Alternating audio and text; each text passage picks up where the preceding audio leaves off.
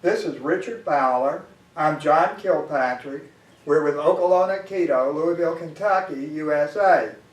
And today I want to look at Irimi Nage and how we use it with leading. And so if you're doing your basic Irimi Nage, and I just do this slowly, so then there are a lot of ways to do this. This is the way that I prefer. So when I come in,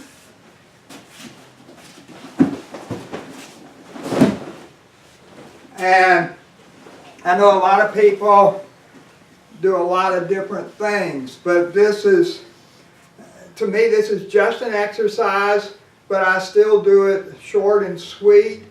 And what's happening here is when he grabs, I'm coming in and turning his body this way and bringing his head directly to my shoulder. And then I step back. Well, as I do the throw, I'm turning his head away from me to do the throw. And that would have had a step in, except I'm not coordinated enough to step and talk. But, so with the Irimi Nage, when you do the throw, you're turning his head away from you. Let me do it again on this side. So I'm coming here, bringing the head to me, and then, let's not go too far. Then I'm turning his head away from me as I do the throw. Now, like I say, that to me is an exercise. I have never gotten that in freestyle. When everybody's attacking me, and like I say, we like to have a lot of realism when we use these sticks because they're safe. And now we're doing a demonstration right now, but when we're practicing, he's really trying to stab me with the stick. And I have to really not get stabbed and really do my technique.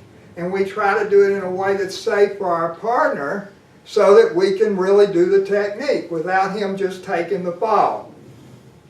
And I think this kind of realism in practice is extremely important. So the way we do Irimi Nage in practice is I would be here, he stabs, and so there are several things going on here. When he stabs, this is my initial lead, and this, I'm calling this a lead. It elicits a startle reflex. And so I don't want to leave this here. I don't want to hit him here or leave this here because I don't want to keep myself at this distance. If I'm pushing him here, it's easy for him to cut me. That's not desirable at all. So this hand comes up, then it drops, and I come in here with my head in my hand. I think I've talked about this before. The point of, and I need to be close here so that I'm where it's hard for him to stab me. I'm turning his head away from me just like I did in the exercise. And everything is here to get a maximum startle reflex. I have my hand over his eyes pretty much to keep him from seeing what I'm doing. It's very confusing to him.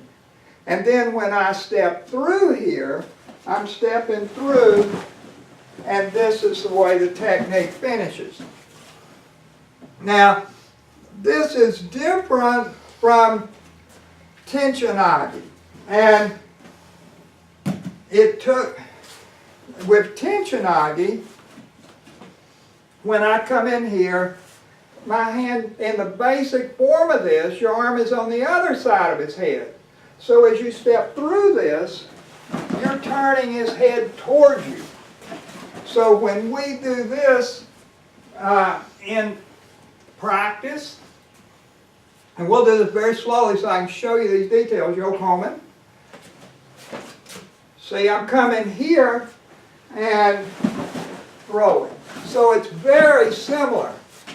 But initially, as he strikes, I come toward his face. Now this is just like we did here. I come toward his face, but I don't hit him. If I hit him, it's a kudo punch, it's really quick, and then I come back. Of course, we don't hit in practice. But in practice, we get the control. We want that control because it lets us have control of him as early as possible. In real life, I could hit him, but I can't leave it there because I want to come to this position.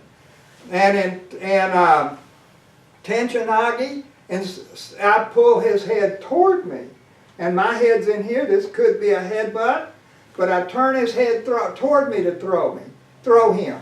If I'm doing Irimi Nage, I'm here, and I'm turning his head away from me.